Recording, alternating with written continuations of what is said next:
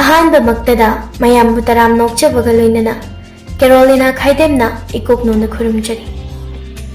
ngasisu nungairaba phunga wari ama miyamgi damakta puduna lakshari wari asigi mamingna aronba leiba wari asibu ibirakpina pepe thokcho hojik wari asi hojaraklage mayam punna taminarasi thaina mamangai matamda malemgi mafam amada yamna chauba chingnung kauba leibak ama leirami hairiba leibak asi sanayaina ningthau oiduna हाइना हुमना नुंगाई फना पाले निंगथौ सनायाई मचा नुपा यौजदे मचा निंगोल अमतनी मधुसु मा की लोइनबी थबा मखोय अनि चंगदुना लाइफम कया चत्तुना खोइरमजबदगी फंगजखिबनी हाइना लेबाक अदुगी मियाम सिंगना सोनै लाइजा निंगथौ सनायाईगी अमते यौजबी मचा नुपीनी लेबाक अदुगिना राजकुमारीनी महाक मसक मतौ अदुगी मतिक फजै येंबदा अवाटपा हाइबदो मसादा मचेत अमता याउदे वखल लौसिंग यामना लै मपा निंगथौना हाइबा वादा महा वाई अमता हिक्तोकपा ngamjade अदुबु तुंगदा करी कमदौरकपा हाइबदि कनानासु तमगा ngamde मफमदो इचिक चिई अकोइबदा हौरिबा उपा वपान लैरिबा सा उसेक सिंगदा नतना अतोपा ताइबंग मियोय कनासु लैबा उदे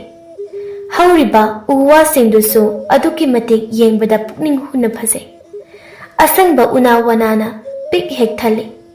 मरगसिदा नुपी मचा मतरक तरक अकोइबादो तुमिन लेप्तुना येंगली महाकना सुम येंगलंबदगी तपली तपली मखोंदु थांगबा हौबी असुम लाकपना नुपी मचादो महाकना लेरिबा उमंग अदु लांथोरकले उमंगदो हेक लांथोरकपगा अचौबा तुरेल अमा थेंगनरमी तुरेलदुगी इसिंगदुसु अदुकी मतिक लुरमी नुपी मचादो मसादा अकीबा हाइबदु मचेत अमता याउदा अदुक इरै कन्ना साफु अमगा लोइनना चेलिबा तुरेलगी इसिंग मरक अदुदा तुरेल अदु इरोइदुना कना याउदा लांथोरकले हेक लांथोरकपगा अमु अचौबा कोनुंगी थोंजाव अमा थेंगनरी थोंजाव अदु उबदा नुपी मचादो चंगसनगे होतनै अदुबु ngamde करिगुंबा अकनबा पोचक अमना महाक चंगलकनु मफम असिदा महाकना चंगबगी अयाबा पीदे हाइबगुमना अथिंगबा पिरकपगुमना तौरी ओइरिबा मतौ अदुदा नुपी मचा अदु तुंग हन्ना चटपसु ngamda मांगना जंगसनबसु ngamda वखल अदु वाना तुमिना लेप्तुना लै अदुबु लेप्लिबनी हाइदना तौरिबदु मफमदुगी अकोइबदसु मुन्ना येंगली लैरिबा थोंजावदसु इचम चंबा पोचक अमा हेक्तना तराइना साबा मानदे ममल यामलबा पोचक कयाना पुनसनदुना खुदाइबा कयाना हक्तुना मतम चंगना सेंबा ओइना उरी अकोइबदसु ममल तांगलबा सनालुपा कयाना चेकपलगुमना वांगना येकनबा कना अमतसु तराइना चंगसिलकपा ngamdanaबगी मओंगदा खारी अदुबु असुक निंगथीना सारिबा मफम असिदा नुपी मचा अदु नतना कनासु लैते महाक असुम लेप्लंबदगी महाकना लेप्लिबा लैमाय अदु थक थक निकलमी अदुमना तौरकपा अदुददी चुमना लेप्लंबा मसा अदु लेपा ngamsilaktrदुना मखादा गित लाउना फमथरकले लाइजा मेकअप सत्थोरई उइसिलंबा ममित अनिदु सतलाउना पांगलक्तुना मसागी अकोइबा अदुबु कोइलेलेदुना येंगलमी मसागी मतौ अदुदा ngसाइदगी मनाक्ता लैदुना कुपना सेनरंबा ममा थबा अदु पाखतना असुमना हंगजरई इबेमा लाइजा इसा कैदौरे नंबु नसादो ग्यान तारब्रो नंबो लाइजा ममागी खोंजल ताबा अदुदा ममादा सत येंगलक्तुना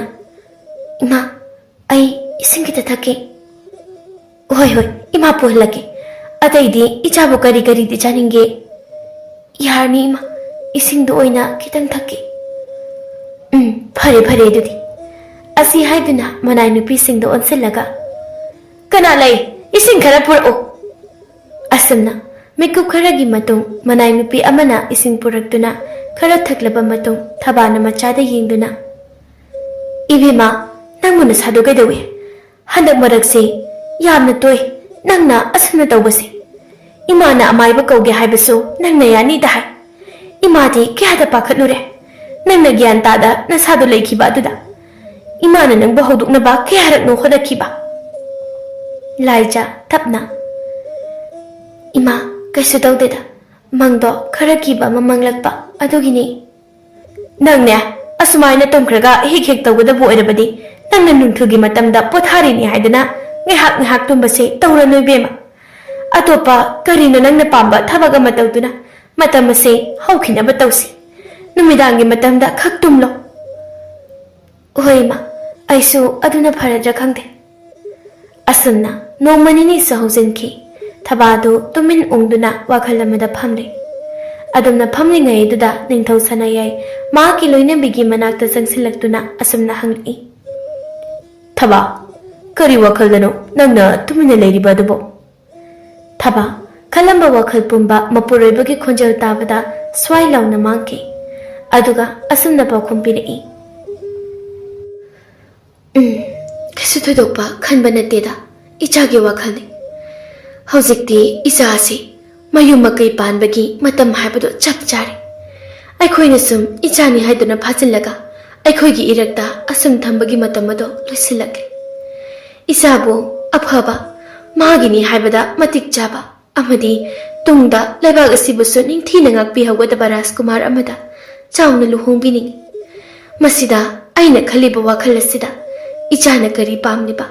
ichagi apam pamda amadi ining thaugisu nanayina khangjaningido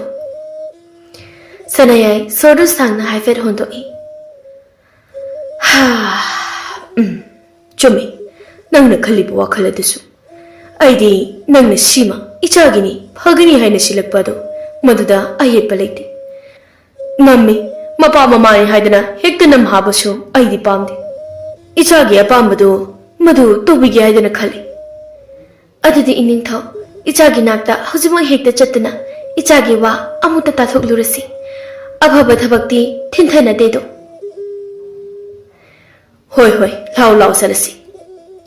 asi haiduna ningthau sanayai amade thaba makhoi anido machanupi laizagi manakta laklami laiza mahaki kaduda mataroi kharaga punduna nokheduna wari saduna leirami ningthau sanayai makhoi singadu ubada nophet tawna asanna hairi kari wari no icha mayamna noktuna sanaramliba sibo wahi aduda leiramliba singadu punna changrakliba makhoi ani duda yenglai thabasu makhoi de yengduna laija napaga aigase nanga wari ma sadaba yadre haduna ichagi nakta laklinya laija tapna hoima mayam dusu handakti thabagi wahai aduda phamnarambadagi phuk phuk hagutnaduna kadudagi thoknaki mayam duna thokrabada thabado majagi nakanda tapna phamdaraklaga wadu hodorakli atainati ichagi luhung khongdombagi waphamni ngami namana pani haiduna su ichagi apam pamda hanglamda hekta thabaga mapakhet basu ekhoina pamde do aduga nangi yum kai panbagi matam su chap chare hojikti aduna ichana pamba kanale ekhoida singna hayu natraga ekhoina sinba ama hekta da ichana yarabra ichagi wa amata napaga egata ningido ningthau sanayaina hayu ikaiga no ichasidi hojikti ikaibagi matam nati ichagi apamba adumakni namaga aigana pangthokadori basi laija ngahakti tumina lei mapa mama anigi wahang aduda machana tumina leikiba aduda thabadu amuka hanna hangjilai laija hayune nengbo napa nama ikhoidabu karigi kairibano laija handakti tapna wadu hairai ipa ningthau ima nacha nakhoina hariba wadu yarage ai luhonglage adubu aigi bor oigedoriba mahak ado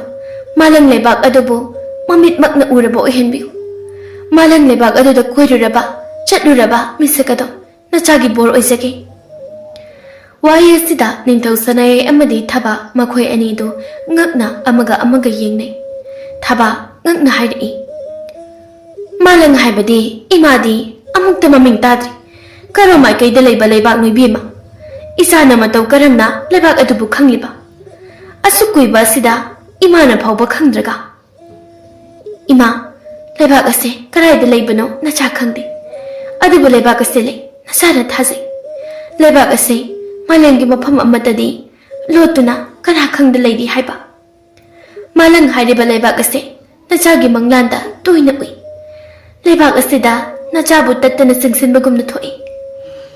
Lebaktuga nachaga karigumba mari amasu lay haiba nachana thazai ima.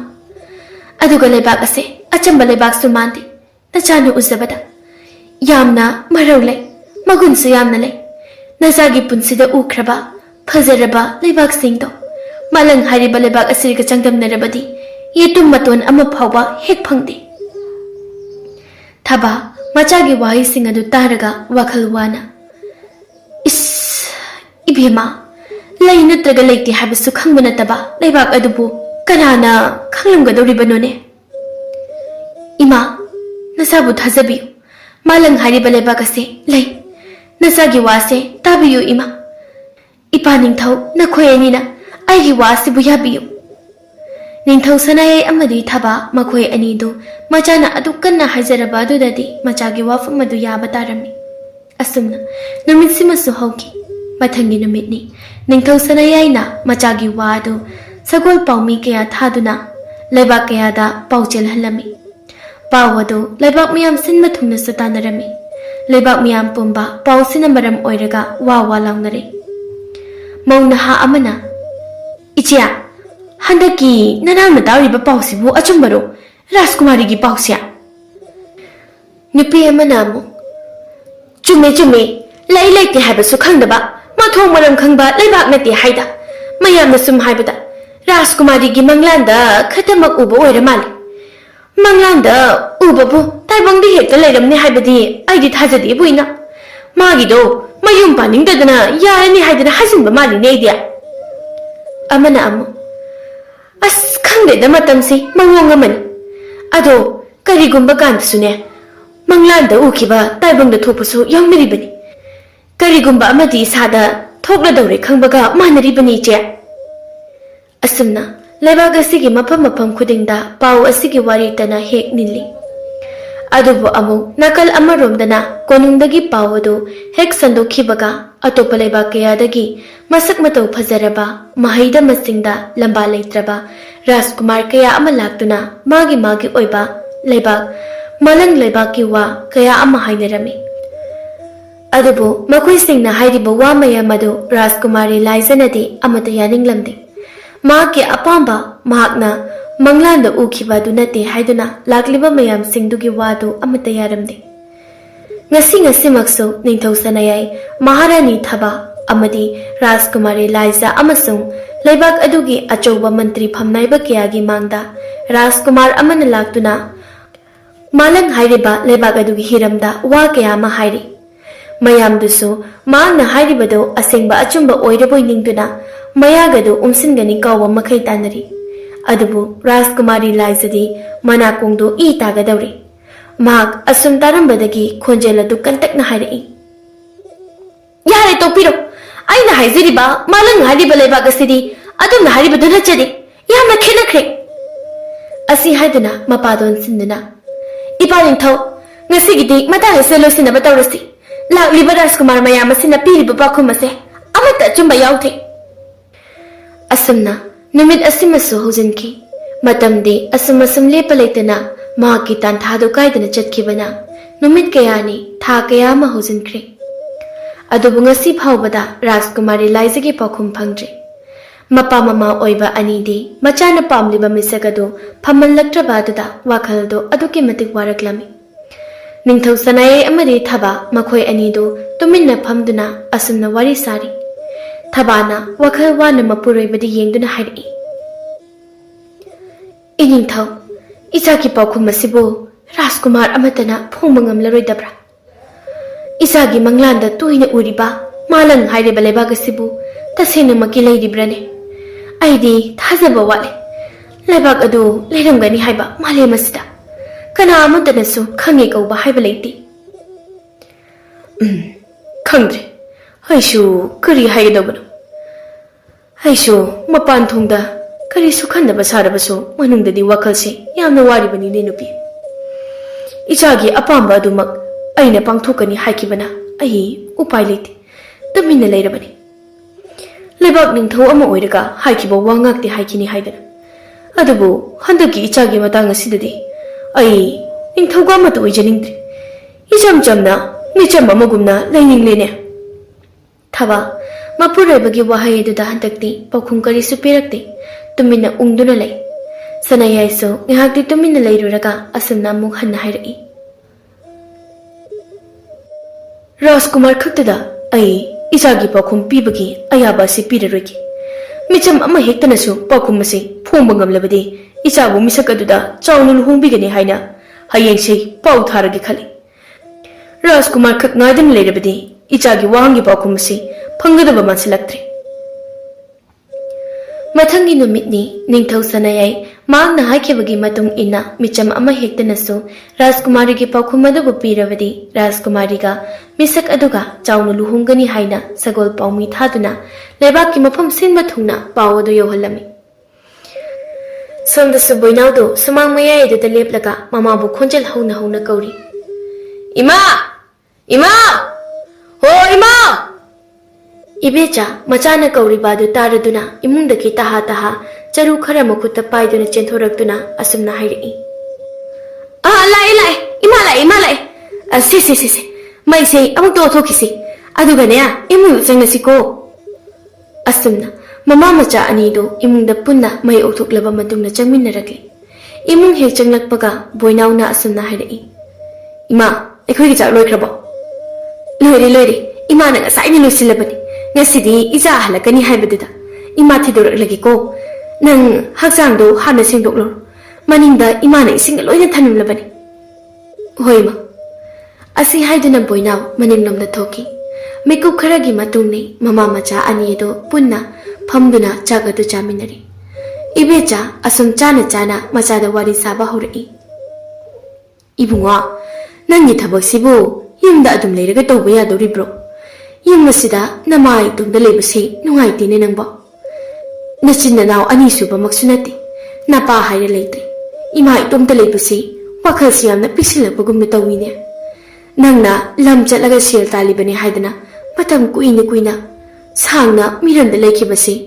ꯏꯃꯥ ꯋꯥꯈꯜꯁꯤ ꯌꯥꯝꯅ ꯋꯥꯏꯅꯦ ꯏꯃꯥ ꯅꯆꯥꯒꯤ ꯊꯕꯛꯁꯤꯁꯨ ꯇꯉꯥꯏ ꯐꯗꯕꯅꯤ ꯄꯥꯕꯒꯤ ꯃꯪꯂꯥꯟꯅꯤ ꯄꯥꯕꯅ ꯍꯧꯗꯣꯛꯆꯔꯝꯕ ꯊꯕꯛꯅꯤ ꯍꯦꯟꯅ ꯃꯥꯏ ꯄꯥꯛꯍꯟꯕ ꯍꯥꯏꯕꯁꯦ ꯃꯁꯤꯒꯤꯅꯤ ꯅꯆꯥꯅ ꯃꯤꯔꯝꯗ ꯆꯠꯇꯨꯅ ꯍꯣꯠꯅꯔꯤꯕꯁꯤ ꯍꯟꯗꯛꯇꯤ ꯗꯥꯎꯁꯨ ꯌꯥꯝꯅ ꯌꯥꯏ ꯊꯕꯛꯁꯦ ꯍꯦꯟꯅ ꯅꯣꯡꯃꯒꯤ ꯃꯥꯏ ꯄꯥꯛꯄ ꯍꯥꯏꯗꯣ ꯁꯨꯝ ꯑꯣꯏꯔꯛꯂꯤ ꯏꯃꯥ ꯄꯥꯕꯅ ꯅꯤꯡꯖꯔꯝꯕ ꯄꯨꯝꯕ ꯍꯟꯗꯛꯇꯤ ꯃꯆꯥ ꯑꯩꯅ ꯁꯣꯏꯗꯅ ꯊꯨꯡꯍꯟꯕ ꯉꯝꯂꯅꯤ ꯍꯥꯏꯕ ꯑꯩ ꯊꯥꯖꯩ ꯏꯃꯥ ꯏꯕꯦꯆꯥ ꯍꯟꯗꯛꯇꯤ ꯁꯣꯔ ꯑꯗꯨ ꯁꯥꯡꯅ ꯍꯣꯟꯗꯣꯛꯇꯨꯅ ꯑꯗꯣ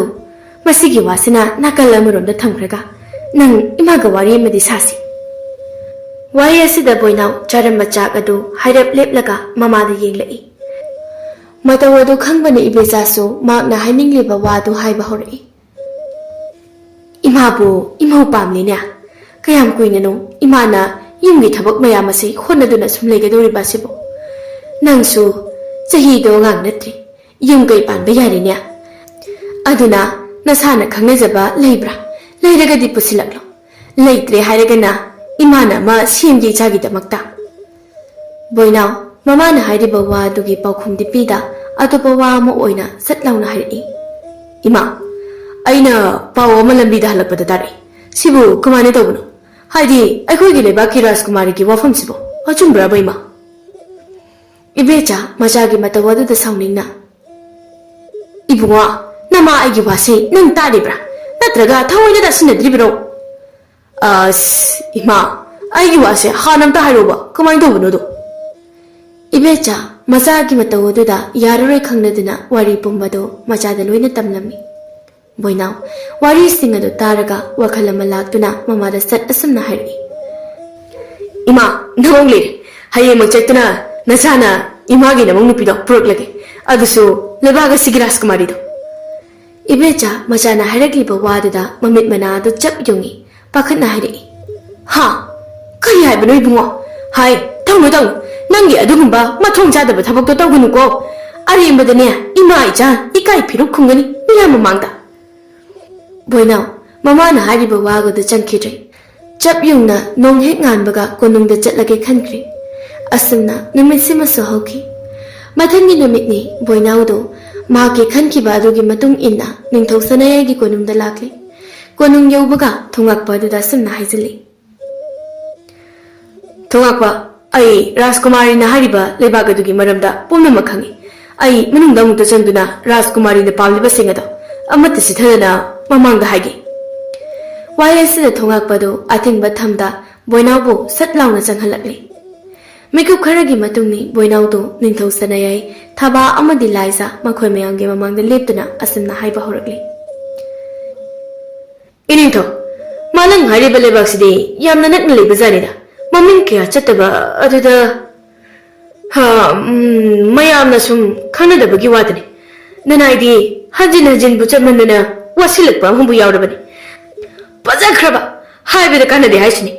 सिंगुम कयाना कोइसिलगा लेबा लेबागनी असी हाइदना सिमजिन साजिनदुना मालंग हारिबा लेबागस्तिगी मरमदा वा कया मा हाइरमी मयामदि मागना हारिबा वासिंगदु तसेंगनमकी असेंगबु ओइरबोइनिंगदना यामना नुंगाइना तानरी अदुबा लाइजदी मसादो असुम तारगा साउनिंगबा अमसुम पोगलकले लाइजा तोमिना तारंबदगी सौरप्तौना हाइरई कना लई नुपासे याना थुना कोनु मसिदगी पुथोक्रो सजिन सजिनबा मयाम मा हाइरगा आइनेदा थाजलनी खलिबा माले असमना बोइनाव लाइजना मनाई खरा तौदुना कोनुंगदगी तांथोरकलमी बोइनाव कोनुंगी थोंजाव अदुगी मपान ओइरब खरा सथोरकलगा लेपतुना वखलदा सुमना खलकली असु इकाय मानदी हाजखिबने चतखिनो हाइदर अरेंबा तागनी हाइदर इमाना हाइबा वादा आइनी इलमनब ngasi aina asuk yamna ikaiba nanglibase ai nangundabasu yaiko ima tasa yamna lankri adubu ai hausiketogani karigumba ngasigi thodogasina lepak miyam pumbana khangakiba thoklabadi imaga aigadi yamdagi mapan thokpa ngamki walaite asi khanduna boinaw khongthang adu tapna thangduna chatpa hawi asum satlambadagi wakhal ama sat lagle ai malang hari beleba kasigi maramda thikattaba yade लेबाक से तसेंगनमकी लेरिब्रा नत्रगा लेत्रिब्रा आई खंगदुक्तबा यादे अदुदि आई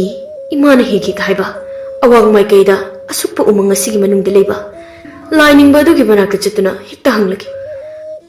आई थाजे महाकना सोइदना करिगुंबा लंगला अमदि पिरकनी हाइबा असमना खल्लदुना बोइनावदो lining बनुपा अदुगी मनाक्तमना लाक्तुना वारी पुंबा अदु अमत्ता चिथदना लिरमी lining बदो मागी वारी अदु मुन्ना तारबा मतुंगदा सुमना हाइरई नुपा मचा नंगना हाइरिबा मालंग हाइरिबा लेबाक अदुदि आई अमुक्तबु ताद्रिबु नंगिदो राजकुमारी अदुना लुहोंगबदु पामदबगी हजिनबु ओइरोइद्रने नते लेबाक सिले आइना उरखिबा राजकुमारी की मिटिंगदुना मयेक्सिंगना ताकले लेबाक असे तसिनमकी लेइ हेबा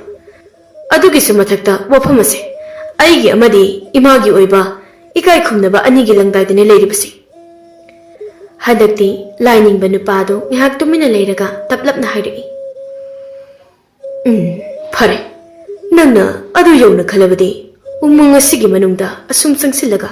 मित्रंगी उमंग अमा लेबनी उमंग अदुदा चही लिसिंग लिसिंग हेना लेरक्लबा लाइनिंग बा अहल अमा लेबनी माक पुथीदुना नंगी वारी पुंबलियो माकना सोइदना नंगना पामलिबा पाखुमदु पिरकनी हाइबा आइना थाजबले अदुबु उमंग असे इचम चम नतेको ngasi phawbuda umang adu changkiba miyoy amata hingna tholokpa lekte ubuda phajariba makhai marau adu ki matik leiba mitrangi umangni phana marau leiba akiba masaki umang oirabasu ai chatkani aduga lining ba ahla duga thengaduna malang hariba leiba kadugi maramda pumnamak aina hangani asumna boinawdo mitrangi umang adu tamna lining ba nupa aduna hairapagi matung ina laklami Assam लेप लेतना लाकपना मित्रंगी उमंग अदु योसलकले मफम अदु हेक यौबगा बोइनावदो लिन अमना अपिक सजी मचा अमबो चेक्कदोबगी लुंगदुना लेरिबादो उरकलमी मधु उबदा बोइनाव प्रप प्रप लिन अदुगी तुंग ओइरपना लेपलगा मसादा अदुमक लोइना दुना लेबा मागी थांग मचादु सतुक्तुना लिंदुबो हाननबो होने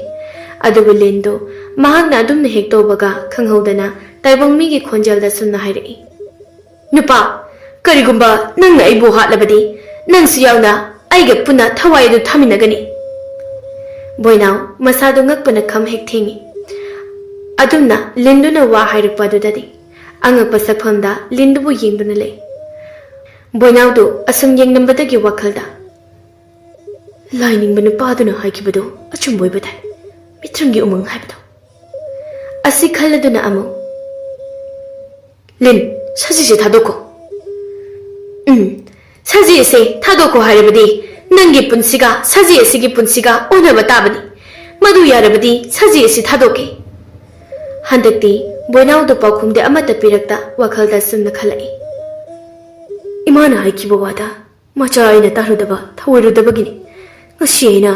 ikaiba nangkiba pumba aduna ai mamangda mung soikrabasу anira khana imagi yathang hitokpa ai tawraroi imana matam pumba haikibane kanagumba amagi mateng pangbada isagi awaba oiza oithak thiroidabani haidra makhoigi yai phanabagi damakta isagi thawai phoba pamuba yade haikibane aduna ai imagi yathang asemadi macha aina ngaklagi asi khaladana satlauna lenadada yengduna phare सजी से थादोपिक्रो सजी की पुंसिगा अईगी पुंसिगा ओनबदो अई इसाना यारे Y असी हाइखिबगा खंगौदे लिन्नदुगी मसादगी यामना nganba maingalaba ngalakduna linnadu khangौदना लाइनिंगबा नुपादुना हाइखिबा चही लिसिंग कया हिंदुना लाक्लबा लाइनिंगबा अहलदु ओलक्लमी अदुमना तवरकपा अदुददी बोइनावदु अंगकपगी मथक्ता अंगकपा अमगसु हाकलक्लमी लाइनिंगबा अहलदु बोइनावदु येंगदुना हौना नोकलगा नुपा मचा ngasi phawbada aigi changyeng asida mai pakiba kana amata yaukidri nangna ahanbari changyeng asibu mai pakpa hayo nangi apamba karigidama nangna mitrangyo mangasida lakliba boinaw lainingba ahaladugi wadu tabada mahagna lakliba adugi maram pumba haireklami lainingba ahaldo magi wadu taraba matungda asumna hairei नुपा मचा नंगने पामलिबा खंगनिंगलिबा दो उमंग असिगी मनुंगदा assume संगसिलु अदुगा सोइदना खंगमंगमगनी अदुबु सेक्सिलु उमंग असिगी मालेम लेमायसे येंगबदा लेबाक ओइना उरबसु मदो नंगी मियेंगी ओना तैनबदा इसिंगनी अदुगा इसिंग ओइना उरिबा सरुगदुना मालेम लेमायनी असुमना हाइनदुना बोइनावदो उमंग अदुगी मनुंगदा assume assume संगसिलक्लमी mahak asum sangsilakpada lainingba ahalduna haikibagi matung inna mahakna lepliba leimai edu khanghodana apakpu ising iyai amagumna tawraklami masadusu ising manungda asum asum sangsinbagumna tawrai boinaw machinda ngakna soli karino karima tawno wayasi haina masadu asum ising manungda sangsinkibana maram oiraga mahak khudak aduda gyan mangkri pung kharagi matungni boinaw mamitu tapna pangthoraktuna akoibadu yenglai asum yenglakpada uri magi akoibada sakhangdaba miyoi kaya amana mahapu omsinduna yenglibadu mahapu yengliba sing adugi maraktagi mayam adugi khwaidagi makuk manba nupaduna hairi nupa macha nahak kanano aduga mataw karamna lebagasida yawraklibanu wahang aduda boinawdu tapna hogotuna masadu phamlaga thokiba pumba liraklami mayam aduda वारेदो लीबा लोइरकपदा असुमना हंगई अइना लेरिसिबु कराइदनो वांग असिदा मंगोंदा वा हंगखिबा नुपादुना नोकलगा पाखुम पिरई नुपा मचा नंग लेरिबसे मालंग हारिबा लेबागदुनी नंग थिरकलिबा लेबागदुनी लेबागसे मालेम पृथ्वीदा लेते लयाम सिंगे लेबागनी अदुनने ताइबंग मियोइबु कनानासु खंगमंगमद्रिबा अदुगा अयेसिना मालंग लेबाकी निंगथौया school ने बोइनाव हाइरकलिबा वहायदुदा मसादु यामना ngaklammi निंगथौया school दो अमुकसु तपना हाइरई नंगना हारिबा राजकुमारी लाइजदो Young Nagi नाकंदा लेरिबा मूर्ति की सक्तम मदुदा मसक चप मानब्रा हाइदना येंग वायसदा बोइनावदो महाके नाकंदा लेरिबा मूर्ति यदुदा येंगलई अदुबु मसादु ngakliba दुगी मथक्ता अमुकके हेना ngakpadu ओइरि मसिंदा ngakna माने खेनबा लेते नुपा मचा राजकुमारी अदो अतई कना नते लेबागसिगी राजकुमारी निंगथिनी मोटी असे महाकी मसाने महांगना तौजरुबा थबक अमना साप फंगदुना नुंगी मुटी ओंदुना लेखिबनी साप अदुबु कोकचनबा महाग अमुखना नंगी लेबाकी निंगथौ सनायागी मचा ओइना मपुक अमा पोखिबनी महाकी मंगलांदा लेबागसी उरकपगी महाकना लेबाग असिबु थिगलक्लिबा खुदिंग मसादा लेखिबा साबदो ꯍꯣꯡꯅꯕꯒꯤ ꯃꯇꯝ ꯌꯧꯔꯛꯄꯒꯤꯅꯤ ꯆꯠꯂꯨ ꯍꯧꯖꯤꯛꯃꯛ ꯅꯁꯥꯒꯤ ꯂꯩꯕꯥꯛꯇ ꯄꯥꯎ ꯄꯨꯝꯕ ꯇꯝꯂꯨꯔꯣ ꯑꯩꯅ ꯅꯪꯕꯨ ꯃꯤꯀꯨꯞꯇ ꯅꯪꯒꯤ ꯂꯩꯕꯥꯛꯇ ꯊꯤꯜꯂꯒꯦ ꯋꯥꯍꯩ ꯑꯁꯤ ꯍꯦꯛ ꯍꯥꯏꯕꯒ ꯕꯣꯏꯅꯥꯎꯗꯨ ꯃꯤꯀꯨꯞ ꯐꯥꯍꯧꯗꯦ ꯅꯤꯡꯊꯧ ꯁꯅꯥꯌꯥꯏꯒꯤ ꯗꯔꯕꯥꯔꯗ ꯊꯨꯡꯂꯔꯦ ꯕꯣꯏꯅꯥꯎ ꯉꯛꯅ ꯑꯀꯣꯏꯕ ꯑꯗꯨ ꯌꯦꯡꯉꯤ ꯕꯣꯏꯅꯥꯎꯗ ꯅꯠꯇꯦ ꯍꯥꯟꯅ ꯂꯩꯔꯝꯂꯤꯕ ꯃꯌꯥꯝꯗꯨꯁꯨ ꯕꯣꯏꯅꯥꯎꯅ ꯑꯗꯨꯝꯅ ꯈꯪꯍꯧꯗꯅ ꯃꯈꯣꯏꯒꯤ ꯃꯃꯥꯡ ꯑꯗꯨꯗ ꯂꯦꯞꯂꯛꯄ ꯑꯗꯨꯗ ꯉꯛꯅ ꯃꯌꯥ ꯑꯗꯨ ꯎꯪꯁꯤꯟꯅꯤ ꯀꯥꯎꯕ ꯃꯈꯩ ꯌꯦꯡꯂꯤ ꯅꯤꯡꯊꯧ ꯁꯅꯥꯌꯥꯏ ꯁꯨꯝ ꯌꯦꯡꯂꯝꯕꯗꯒꯤ ꯁꯥꯎꯔꯞ ꯇꯧꯅ ꯍꯥꯏꯔꯛꯏ ꯀꯅꯥ ꯂꯩ ꯅꯨꯄꯥꯁꯦ ꯌꯥꯝꯅ ꯊꯨꯅ ꯄꯨꯊꯣꯛꯀꯣ ꯑꯃꯨꯛ ꯃꯇꯥ ꯇꯧꯕ ꯂꯥꯛꯂꯤꯕ ꯑꯣꯏꯔꯝꯒꯅꯤ ꯕꯣꯏꯅꯥꯎ ꯇꯍꯥ ꯇꯍꯥꯅ ꯏꯅꯤꯡꯊꯧ ꯑꯃꯨꯛꯇ ꯉꯥꯏꯕꯤꯈꯣ ꯅꯅꯥꯏꯒꯤ ꯋꯥꯐꯝ ꯑꯁꯤ ꯍꯥꯟꯅ ꯑꯃꯨꯛꯇ ꯇꯥꯕꯤꯈꯣ ꯑꯁꯤ ꯍꯥꯏꯗꯨꯅ ꯃꯍꯥꯛꯅ ꯊꯦꯡꯅꯈ꯭ꯔꯤꯕ ꯎꯔꯛꯈ꯭ꯔꯤꯕ ꯄꯨꯝꯕ ꯂꯩꯔꯤꯕ ꯃꯌꯥꯝ ꯑꯗꯨꯗ ꯂꯤꯔꯛꯂꯝꯃꯤ ꯍꯟꯗꯛꯇꯤ ꯔꯥꯖꯀꯨꯃꯥꯔꯤ ꯂꯥꯏꯖꯥꯗ ꯅꯣꯛꯐꯦꯠ ꯇꯧꯅ ꯏꯄꯥ ꯅꯤꯡꯊꯧ ꯅꯨꯄꯥ ꯑꯁꯤꯅ ꯍꯥꯏꯔꯤꯕ ꯋꯥꯁꯦ ꯑꯆꯨꯝꯕꯅꯤ ꯃꯥꯂꯪ ꯍꯥꯏꯔꯤꯕ ꯂꯩꯕꯥꯛ ꯑꯁꯦ ꯃꯥꯂꯦꯝ ꯑꯁꯤꯗ ꯂꯩꯕ ꯅꯠꯇꯦ ꯂꯩꯕꯥꯛꯇ ꯂꯩꯕ ꯂꯥꯏꯌꯥꯝꯁꯤꯡꯒꯤ ꯂꯩꯕꯥꯛ ꯑꯃꯅꯤ ꯑꯁꯨꯝꯅ ꯍꯦꯛ ꯍꯥꯏꯔꯛꯄꯒ ꯈꯪꯍꯧꯗꯅ ꯑꯃꯨꯛꯁꯨ ꯂꯥꯏꯅꯤꯡꯕ ꯑꯍꯜ ꯑꯗꯨ ꯐ꯭ꯔꯪ ꯂꯥꯎꯅ ꯃꯈꯣꯏ ꯃꯌꯥꯝꯒꯤ ꯃꯃꯥꯡ ꯑꯗꯨꯗ ꯆꯣꯡꯊꯣꯔꯛꯇꯨꯅ ꯑꯁꯨꯝꯅ ꯍꯥꯏꯔꯛꯏ ꯃꯥꯅꯤ ꯃꯥꯂꯪ ꯂꯩꯕꯥꯛ ꯃꯥꯂꯦꯝꯗ ꯂꯩꯕ ꯅꯠꯇꯦ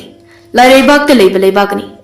ꯑꯗꯨꯅ ꯇꯥꯏꯕꯪ ꯃꯤꯑꯣꯏꯕ ꯀꯅꯥꯅꯁꯨ ꯈꯪꯕ ꯉꯝꯗꯕꯅꯤ ꯅꯣꯡꯃ ꯑꯩꯅ ꯎꯖꯥꯎ ꯑꯃꯒꯤ ꯃꯈꯥꯗ ꯀꯟꯅ ꯂꯥꯏ ꯈꯨꯔꯝꯂꯤꯉꯩ ꯔꯥꯖꯀꯨꯃꯥꯔꯤ ꯅꯤꯡꯊꯤꯅ ꯑꯩꯕꯨ ꯌꯦꯡꯗꯨꯅ ꯀꯔꯤꯝꯇ ꯊꯥꯏꯅꯈꯤ ꯃꯗꯨꯗ ꯑꯩꯅ ꯁꯥꯎꯗꯨꯅ ꯃꯍꯥꯛꯄꯨ ꯅꯨꯡꯒꯤ ꯃꯨꯔꯇꯤ ꯑꯣꯜꯂꯣ ꯍꯥꯏꯅ ꯁꯥꯞ ꯇꯧꯈꯤ ꯁꯥꯞ ꯑꯗꯨ ꯇꯧꯈꯤꯕꯒ ꯅꯤꯡꯊꯧ ꯌꯥꯏꯁ꯭ꯀꯨꯜꯅ ꯏꯐꯝꯗ ꯂꯥꯛꯇꯨꯅ ꯃꯆꯥꯒꯤ ꯁꯥꯞ ꯑꯗꯨꯕꯨ ꯀꯣꯛꯄꯤꯅꯕ ꯍꯥꯏꯖꯈꯤ ꯑꯗꯨꯝꯅ ꯍꯟꯖꯤꯟ ꯍꯟꯖꯤꯟ इफमदा हाइजरबा अदुददि अइसु तौख्रिबा साब अदुदि अमुक खन्ना हंदोकपा हाइबदुदि ओइथोक्तरोय साब अदु कोके हाइरबदि अमुक खन्ना मपोक अमुक पोकपा ताबनि मपोक अदु पोकलबा मतुंग महाकी ममा मपोकी ओइबा वारीदो निंगसिंगलकपा मतमदा